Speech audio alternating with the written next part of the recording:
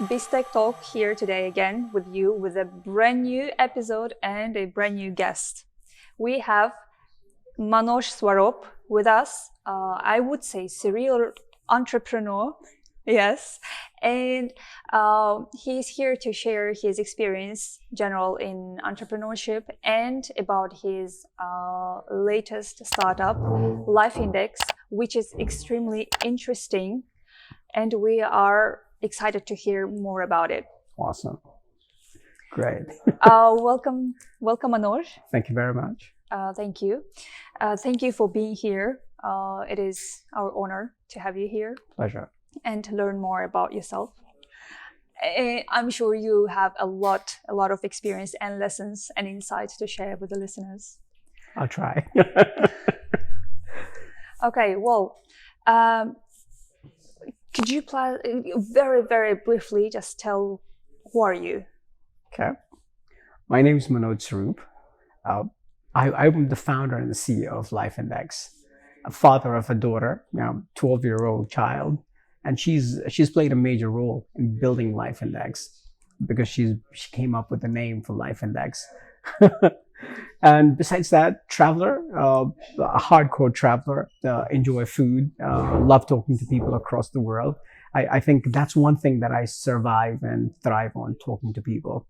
If I can't talk, I cannot understand cultures. Yeah. Thank you for very inspiring introduction. Okay.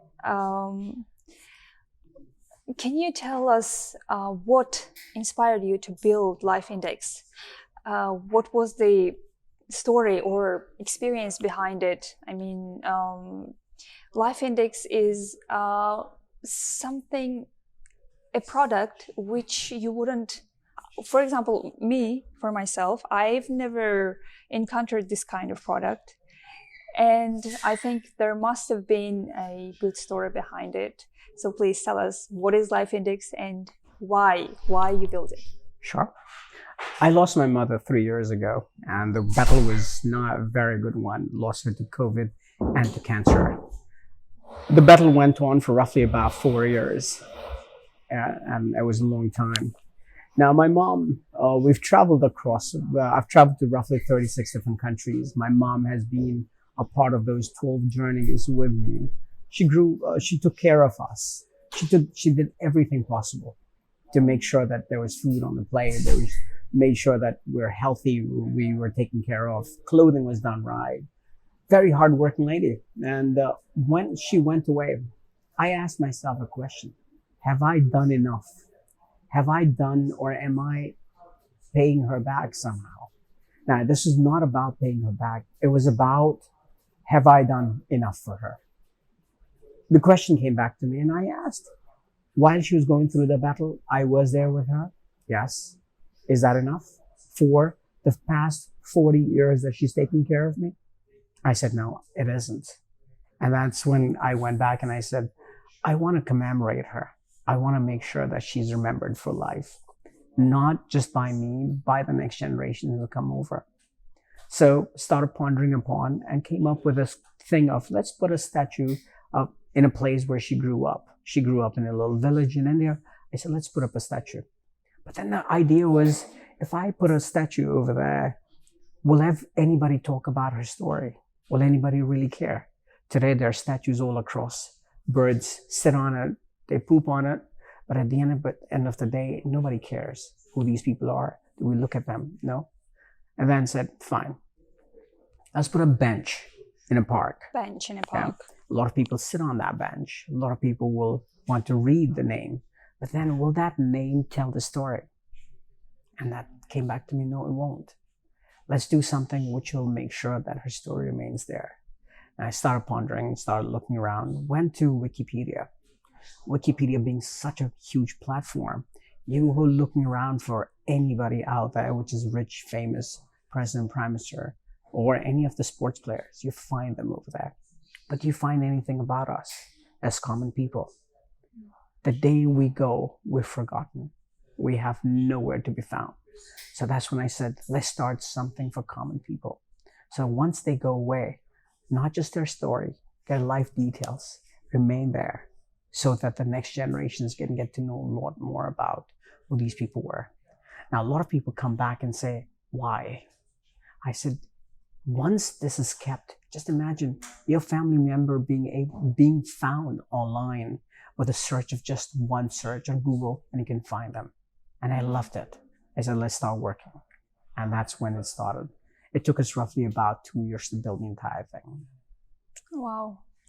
A very touching story, actually. Thank you very much. And you've tried really hard to commemorate your mother. And out of this, the product was born. Yes. LyfeIndex. It's true. I see. So can you tell us more about the LyfeIndex itself as a product? I mean, what is it? What does it provide for the users? I mean, for, as you said, for common people like us. Sure. If I am to be a user of LyfeIndex, what would I do? Right. So it's a very simple thing that we've left it to you to do is go onto the website. It is LyfeIndex.com. It's a website as of today. We haven't thought of making an app as of now, but going to the website, all you have to do is click on Add Memorial. Once you click on Add Memorial, you put in your name, you put in your email address. The form goes to your email as well. The form opens up right in front of you. In case you're not able to complete the form at that time, you can always go back to your email, click on it, go back to where you left it and start using and go back to it. So once that's done, once the form opens, you provide all the details of your deceased family member. Their name, who they were, what did they do, how did they die, what did they die of, anything else that you want to mention. It's just not about, I would say, when you go to a cemetery, you find a tombstone. On a tombstone, the only two things that you find all the time is a name, date and date, and you find one line. But is that telling you everything about that person? So that's why we came with this: commemorate and immortalize your family members, for not just for your lifetime, but for anybody's lifetime. Mm-hmm. And that's what happens. Once they come back to us, once that's done. Now, we don't ask you to do usernames and passwords. The reason being with usernames and passwords, if you look at any social media today, why are the most hacked social medias today? Because they've got a username and password. They've got your personal information. One thing about LyfeIndex is we do not take details of anybody who's living. We only take details of the deceased family members. Even your data or even your governments state very clearly, and GDPR states very clearly, anything which is about a deceased person, it doesn't hold any importance. Mm-hmm. So we're working with that data. But as far as anybody living, we don't want you on board. We don't want anything about you. We don't want somebody coming over and looking for that and stealing anything about you. That's it. You put that detail. Once that's done, it comes to us. We verify those details. Once those details are verified, then we upload, or we go ahead and make that profile live. Once that profile is live, you get a link. Once that link is there with you, you can share with any family member or friend that you want to share with. They can go back and write anything about them, their last thought about this person. Okay. So it accumulates over a period of time. Mm-hmm. So I'll tell you, we're going to this. Tell you a little story that happened roughly about in January this year. So a gentleman, his father passed away on the 17th of January. He came to us right on the same day, said, I want to put my father's detail on it. I said, perfect, let's do that. He did do that. He said, can you activate it ASAP? I said, particular reason? He said, because I want to go ahead and float this to all the people that he's known. Perfect. We did everything possible. We went ahead, did the verifications ASAP. We got that activated. On the 19th of January, this gentleman floated that link to every family member, friend that he knew of. And they came back. There were about 160 people who came back and wrote their last thoughts about him. And once those were written, now he sent us an email about a few months ago to tell us that his daughter still goes back to read those one by one, and she still cries about it. Those are the beautiful moments that we get to keep, and they're not erased from this lifetime. You are actually building some kind of database for all the generations of all the people. Correct. I mean, it's like a history. It is. For example, I know my parents. I don't even know their parents because I wasn't even there when my grandfather died. You're right. So I know very little of him. And I don't know him, to be honest. The only thing I know is that his name and the age when he died. That's it. Other than that, I have no idea. Most of the time. I mean, of course, there were stories that my mother told about him, but how many times she can tell The same thing. Yes, over and over. especially. And True. for example, if I have kids, they will never, they will have no recollection. information at all True. about him. Let me ask you this: are your parents still alive? Yes. So what you are going to do is, if you don't go back to your parents and get those details about your grandparents today and put them on LyfeIndex, the day they go away, they take away 2 generations along with them. Exactly. And once they take away, you'll never be able to retrieve that information, no matter where you go. Right, of course. Even there are platforms where they take your DNA and they start looking around for your family members. But if we look back at Google and search for it, DNA storage started taking place in 1988. How can anybody find anything about you before that? And if somebody is, which means they're connecting you to the wrong people. They might, right. Yeah. Okay, I see. So, very, as I mentioned before, both innovative and very unusual, I guess, idea that you've come up with. So you just said that it took you 2 years to get it developed. Yes.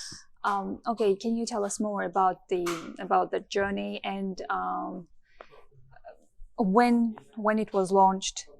Like more of the numeric information about your company and Sure. when it was launched, how many months or years it has been out there, and how many users you have. Is there a revenue that you generate from it? So Okay. this kind of information. Sure. As you mentioned, it took us 2 years to build this platform. We launched it in December 2023, 1st of December. Since then, it's been roughly about 7 months as of now, 7 to 8 months.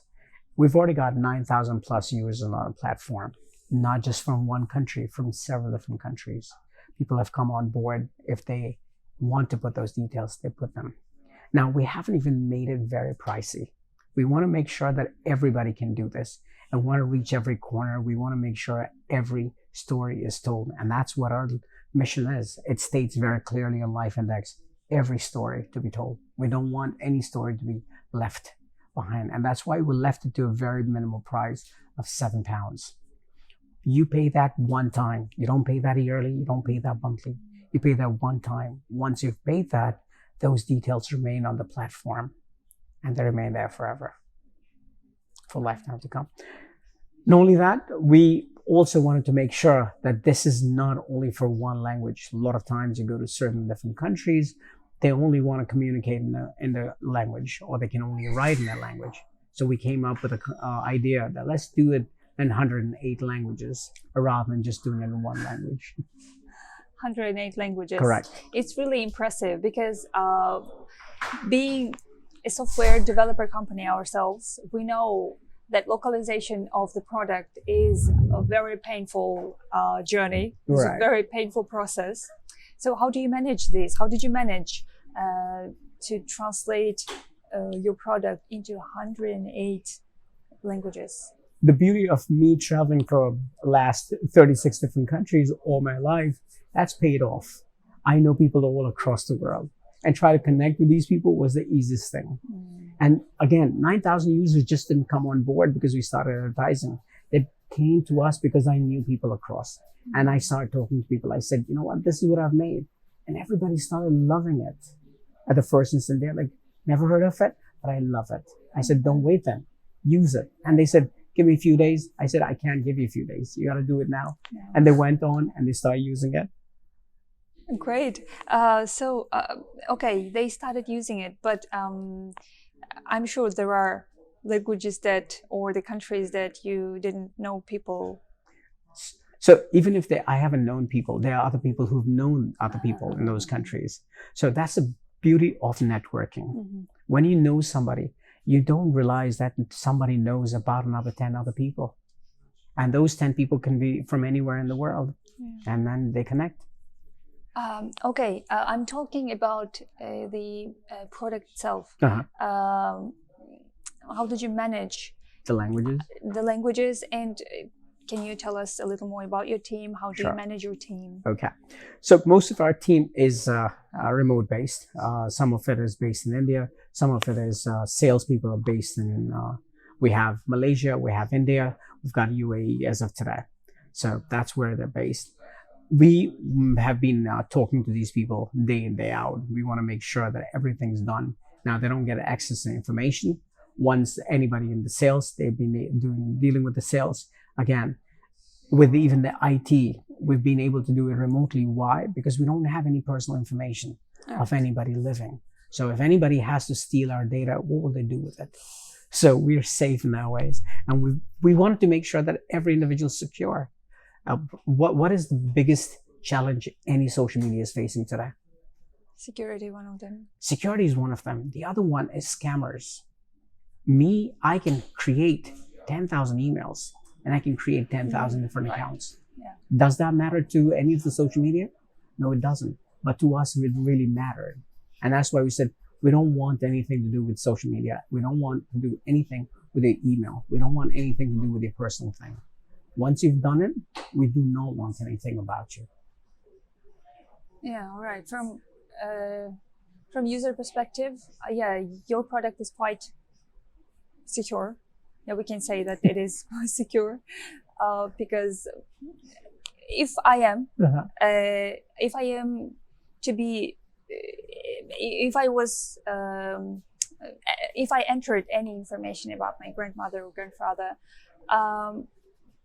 I wouldn't enter any of my name, nothing. My name. So if you wanted to connect and say that, because you are the living grandchild, you can put your name. Okay. But what are the chances of somebody connecting with your name? There are thousands of people with your name. Yeah. So we're not taking anything personal about you. We're not asking for your gender. We're not asking for anything which should have been not known by us or anybody else. Don't ask for your birth rate. We don't keep your email addresses. We don't take your home address. We don't do any of those. Mm-hmm. Okay. So I see. You're secure. Yeah, I see. All right. You said you have 40 people in your team. Correct. Do you have a co-founder who manages it, or are you the only person who is managing all the team? And do I'm not sure if you are a technical person or not. Okay. I'll go back to that as well. So yes, I am the only founder as of today. We've got no co-founders. As far as me technical, at the age of 18, I created software for an organization. I was in New York. I was doing my uni. I'm an IT guy. I did my bachelor's in IT and MBA in HR marketing. Oh, okay, I see. Walked into this organization, and these guys were pretty new in that space. They were more like Sotheby's. Have you heard of Sotheby's? No. Sotheby's are auctioneers. So they will get let's say they've got a matchbox. And this matchbox is being searched across somebody else who's pretty rich and who has a collection of matchboxes. Where is he or she going to go and look for that matchbox? They'll go to Sotheby's, and Sotheby's will say, I have it. Now, what's the price that you're willing to pay? Now, this company started something like this. Said, we'll do this online. I went in, walked into their company. I looked at what they do. I'm just 18. I'm just doing my bachelor's. I'm in my sophomore years. I said, fine, I can build it for you. And they said, what are you going to build for us? I build your software. And they said, okay, how long will it take you? And I said, out of nowhere, I said 15 days. Out of nowhere, I'm not even thinking twice. Out of nowhere. And they said, how much will you charge? $75,000. These numbers are just flying out of nowhere, but I knew what I'm doing. So I said, so what are we going to get? I said, what I will make a software. That software will save you the toner that you're using today, the manpower you're using today, the number of computers that you bought. So you're saving 3 things, and you're paying me that up front, but you're saving that in the long term. I said, fine. We shook hands. I walked away. 15 days later, I walked back with the software and I got my first check of $75,000. $75,000? Yeah. Wow, very interesting. Yeah. Like quite a negotiation. Oh, well, 15 that- days, that didn't happen. $75,000? Because I was saving them money. Plus, I gave them the idea of what I'm going to do for them. Yeah, because nobody else ever came back to them and nobody ever thought of it. And there were 3 founders. I think there were founders or co-founders. There were 3 people. I said, let's do that. I said, yes, I can do it. All right. But then when I went back home, I started pondering that, my God, it's going to be not doable. I sat down and I pondered. I started calling people whom I knew in IT. I said, fine, let's do this. We put everything together. 15 days later, I walked in with the software and it worked fine. Wow. Well, what a story. So yes, I am an IT guy. Yeah, I see. You are an IT guy. Yes. Okay. I mean, at this point, you said you have 9,000 users. Correct. Now. Is your product generating revenue? Right. As I said, we charge one-time fee of Yes. £7. However, when we started off, because we wanted real people on board, so we went out there and started doing it for free. Yeah. Started getting people on board and said, let's do this. But when we kicked in about 5th month, that's when we started charging people. Okay. So as of today, we've got 9,000 plus users. Whatever's come after that After have paid that? up. Okay, they Yes. are paying. Yes. All right, I see. So, what are your plans, future plans for the LyfeIndex? LyfeIndex, I want to make sure that every story out there is on our platform. We are bigger than any other platforms out there when it comes to that human concept. Now, we're also working on AI in the back end, where the information that is collected from the families, once we have about 5 to 7 generations, we'll be able to go back and give you an information of where is a cancer coming or any disease which is going to happen. We're building that AI in the back end today. Wow. Well, it's also going to be helpful in general to stay healthy or to identify some kind of disease in True. family. Yes. Not only that, organizations are working with something called preventive healthcare. How will that kick in when you don't know anything about your past 7 generations? How will that kick in? Now, I can take a DNA. It will tell me what is in my body is about to happen. But what about everybody else? And where has it come from? And how impactful will it be next? Right, of course. Very nice. So, do you have any strategy to expand? I mean, what is your market strategy? What is your scaling strategy? So as far as scaling, and we wanted to go out worldwide, we've already gone worldwide. So I'm not sure if there is anything beyond worldwide. We're already worldwide. Yeah, I understand. But countries. so far you have 9,000 users. Right. But I'm sure you want to hit million users. I'm sure. And then billion users. Yes. Yeah. How are you planning to reach those numbers? So as of today, we're looking at investors to come on board. Once the investor comes in, we can get to advertise more. Now, advertisement plays a major role. Once people get to know about this platform, they will start using it. And that's why we need PR and advertising. And that's what we need money for. And we're talking to investors. Once we do get somebody on board, we will be on our road to scaling. Yeah. Right. And we're not stopping at 9,000. That's not where we want it to be. We want it to be definitely the entire world. As of today, how many people die every year? Oh, billions and billions people will come and come and come. So 66.7 million people die every year. Every year. Every year across the world. And how many people have died in the past 50 years? Oh. All right, sorry. 109 billion people have died in the past 50 billion. years. 109 billion people died. So we're looking at 66.7 every year plus 109 billion. Yeah, I understand. But okay, but my question is about this charging. Yeah. Do you charge for a profile or do you charge for every person Per family that member. okay, per family member. All right. So, for example, if I am to enter the details of my two deceased grandparents, Yes. family members, you would charge twice. Yes, 14 Okay, pounds I see. Now altogether. I Yes. got it.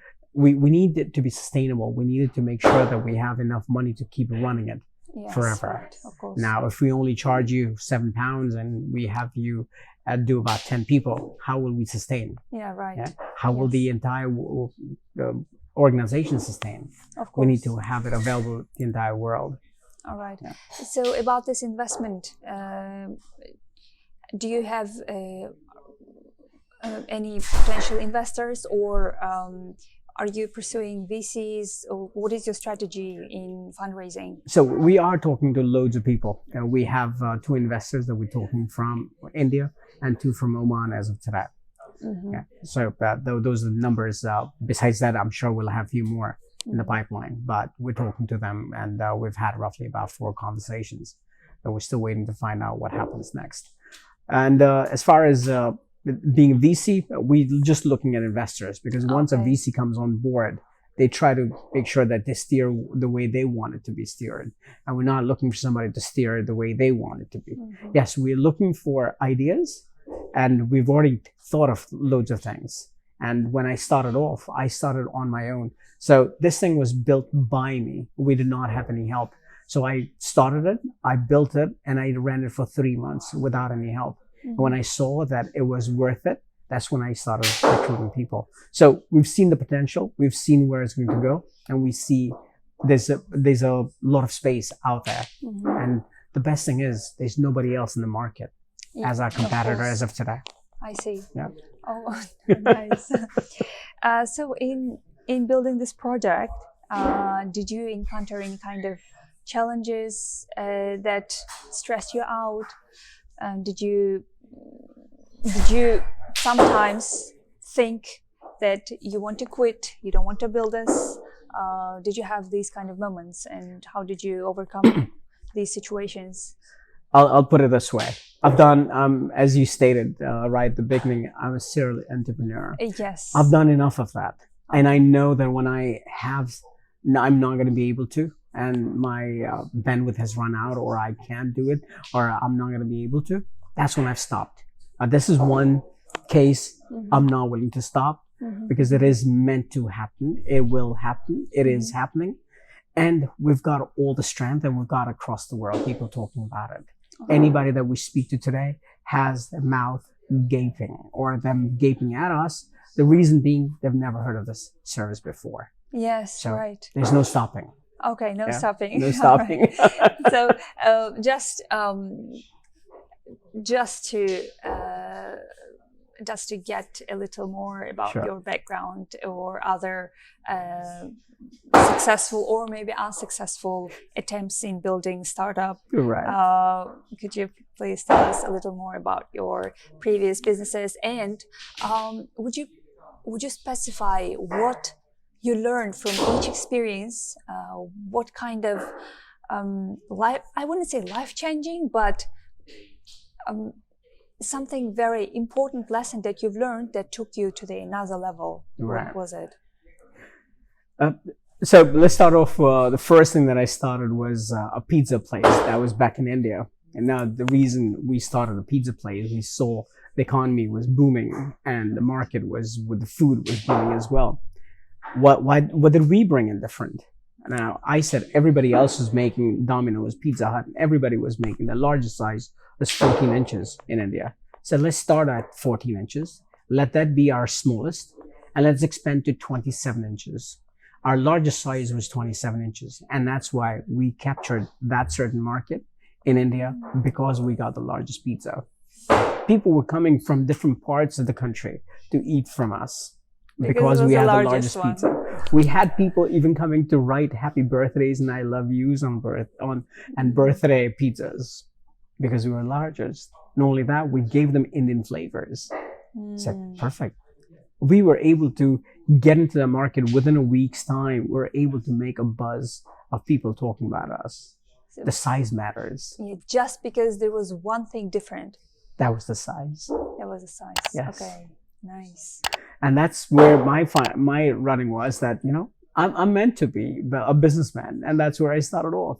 So I started something called a dating app, which is known as Kneeling Fox.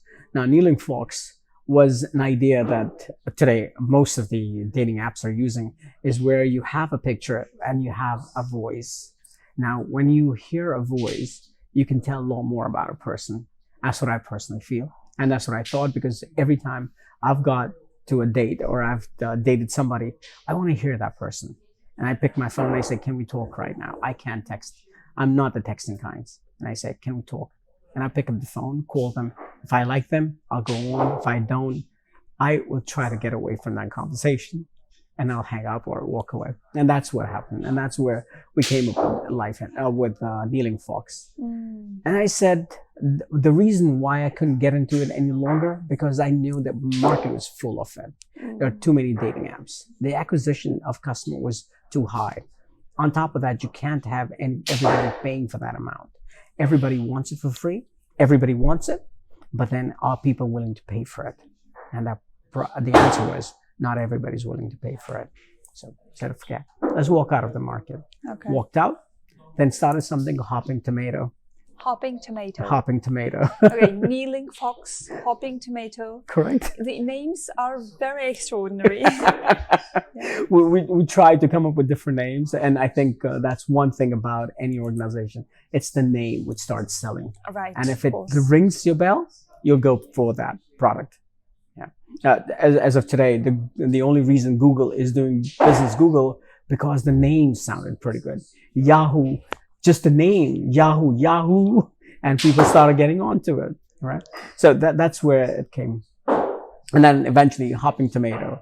Hopping Tomato was a different idea, that we bring a chef to your doorstep rather than you going to a restaurant and spending that time to eat in a restaurant and spending that precious time sitting in a crowded area and hearing everybody talk, and you can't talk and you have to try shouting your way out. I wanted to take that away and say, sit in your home, get a chef, and the chef will cook and have a peaceful meal. Even if it's one person that wants to eat on his or her own, sit there and eat in peace rather than looking around for places. Okay, well, you see, there are a lot of catering places, right? But you're not able to always find something that you really want. Catering business are generally what they specify mostly for like party food. Yeah. Party food, some entertainment food. But if you want to eat something very specific, let's say I want to eat Mai Tai, right. Yeah, right.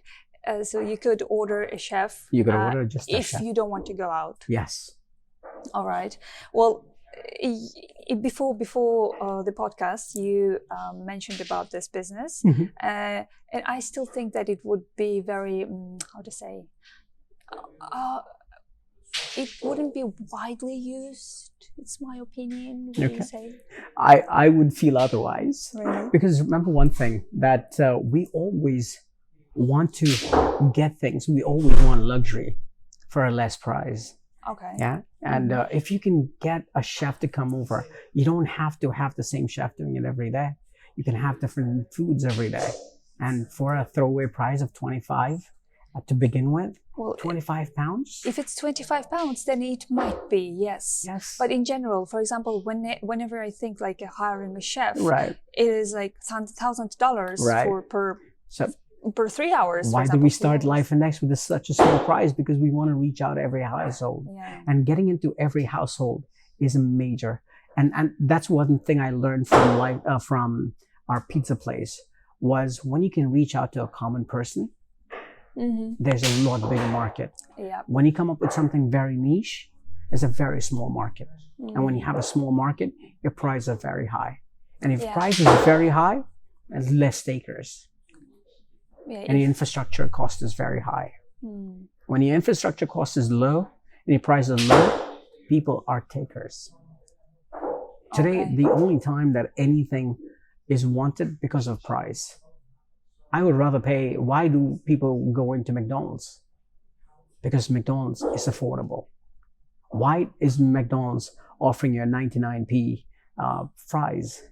Because they're affordable, and that's what people get lured by. They don't get lured by because they've got gourmet chefs out there.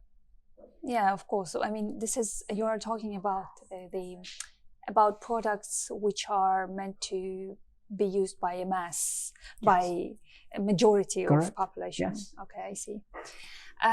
You mentioned that LyfeIndex, this name, again, about names. LyfeIndex, your daughter came up with this name. How did she come up with it? So we were sitting down, and the day the idea came to my head, I started looking around for a name. I sat down on the website, on one of those domain places.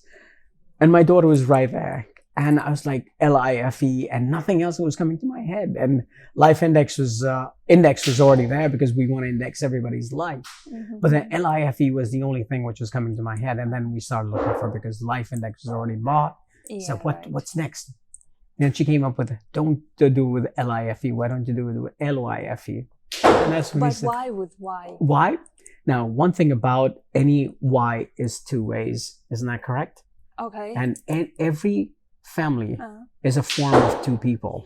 I see. Yeah? So there is deeper meaning of this. Correct. Of your name. Yeah, this is why, because it's written with Y. Yeah. And not only that, LYFE, love you forever. Oh my, so nice. It is, of course, it is LYF, right? It's not V. No. Of course, LYF, love you forever. I think you should write somewhere it on the website. It's very interesting. Okay. So, well, your product definitely is so authentic. I mean, when I never knew you before you reached out, and when you just told me over the phone the idea of your product, and when you gave me information about your product, I was that's it, we have to have them, because this is something new, and it's something that will touch every person's life. So I think it is great, and hopefully you will have millions and millions of users. Awesome. And thank you for coming. Thanks very much. One last request from you is to, I guess, share a lesson or insight which is the most valuable for you, which is something that keeps you going. What is it? Don't stop. Try everything possible. The only thing that I would say is we can't become our doctors without a qualification. Besides that, everything is doable. All you have to do is make up your mind. And if you get onto that road, nothing's impossible. Thank you very much. You're welcome. Very strong. Thanks. Okay, yeah, I guess we're done here. Thank you.